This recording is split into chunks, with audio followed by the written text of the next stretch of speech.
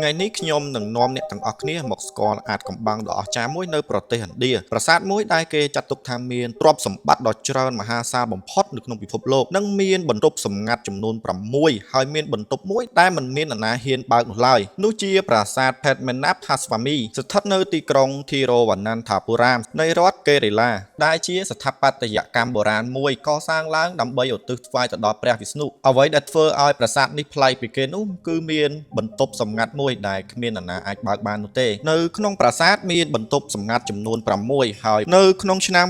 2011គេបានបើកបន្ទប់សម្ងាត់ចំនួន5ដោយរកឃើញមាសប្រាក់ពេជ្រនិងគ្រឿងអលង្ការដ៏ថ្លៃៗមានតម្លៃជាង22,000 លានដុល្លារតែមានបន្ទប់មួយគ្មាននរណាអាចបើកបាននោះទេគឺជាបន្ទប់ទី2នៃបន្ទប់ទាំង6ដោយមានជំនឿតាំងពីបុរាណថាបន្ទប់នេះត្រូវបានដាក់មន្តអាគមមានឈ្មោះថា Nagabanham ហើយបើអ្នកណាហ៊ានបើកបន្ទប់មួយនេះនឹងធ្វើឲ្យមានគ្រោះថ្នាក់ដល់ពិភពលោកទាំងមូលតើមានរឿងអ្វីនៅពីក្រោយទ្វារទី2នោះតើវាជាទ្រព្យសម្បត្តិដ៏ស្តុកស្តម្ភឬជាអំណាចមួយដែលមិនអាចគ្រប់គ្រងបានគ្មាននរណាដឹងទេវានៅតែជាអាចកំបាំងរហូតមកដល់បច្ចុប្បន្ននេះពុំមាននរណាហ៊ានបើកបន្ទប់សម្ងាត់មួយនេះឡើយដោយរាជរដ្ឋាភិបាលរបស់ប្រទេសឥណ្ឌាក៏មិនហ៊ានប្រថុយបើកនោះដែរប្រសិនបើអ្នកមានសិទ្ធិបើកបន្ទប់សម្ងាត់មួយនេះតើអ្នកហ៊ានប្រថុយបើកដែរឬទេ